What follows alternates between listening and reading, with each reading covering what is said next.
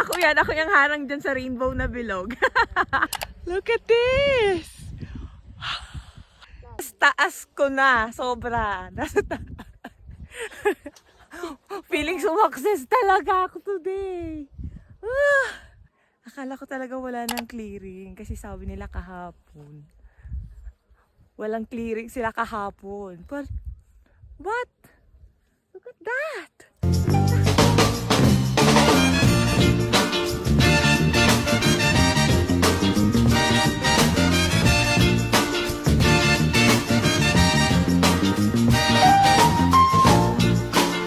Hello! Magandang buhay! I'm Ellie and for today's video nga, isamahan niyo ako mag-Mount Pulag and solo joiners lang ako. So, bumiyahe nga ako kasama ng mga di ko kilalang tao ng 12 midnight. From Shaw Boulevard to Baguio to Mount Pulag, Benguet. Pagdating nga agad namin ng Benguet ay kumuha agad kami ng medical fit to climb to Mount Pulag.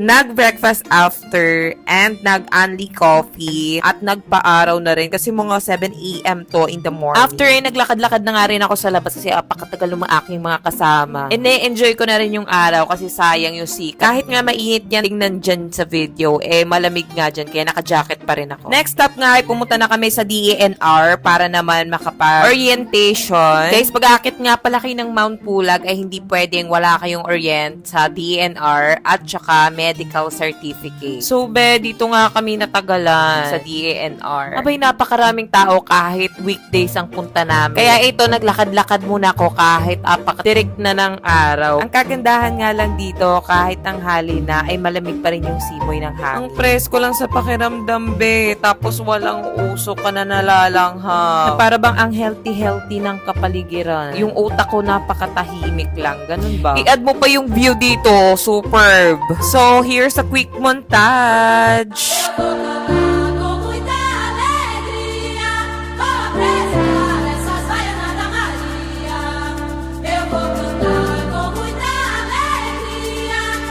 Ayun! At natapos na nga ako sa aking quick montage. Andito na kami sa aming homestay. Sa wakas ay natapos na rin yung sa DNR na seminar. Apakatagal! Magto 2 p.m. na nga nung nakarating kami dito. Buti na lang talaga at napakasarap ng pagkain na salubong nila dito sa amin. I-add mo pa yung view dito while eating. Ang ganda, be! Wala pa nga ako sa summit niyan. Pero tingnan mo naman yung view na binigay agad sa amin dito. Diba? Ang sarap ng pag-welcome nyo sa amin. Hindi pa nga ako nakaka-uwi ay tumatarget na agad ako dito ng mga gulay-gulay sa paligid. Kasi, as a mom, isa talaga yan sa mga nilulook forward ko pag umaakit ako sa Benguet. Napaka-fresh ng gulay. Maghahanap muna kami ng gulay.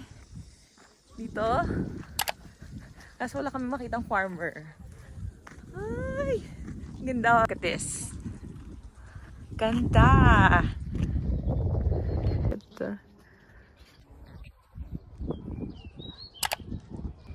Kaya kong tumira dito ng matagal kaso wala akong money dito. Kaya balik tayo sa Maynila pagtapos. Alipin ang salapi. At ito naman yung view nila pag 5 p.m. na. O, diba? Araw-araw nila na ganito yung view. Diba? Tapos fresh air. Ano yan? Kaya naman talaga naiintindihan ko kung bakit ang haba ng buhay ng mga tao na nakatira dito. No signal, no stress, fresh food, fresh air. O diba, panalong-panalo talaga kayo. Paano naman kaming taga Maynila? Anyway, napakahaba na pala ng video na to. Hindi ko pa na-upload yung nasa summit kami. So, gagawan ko na lang ng part 2.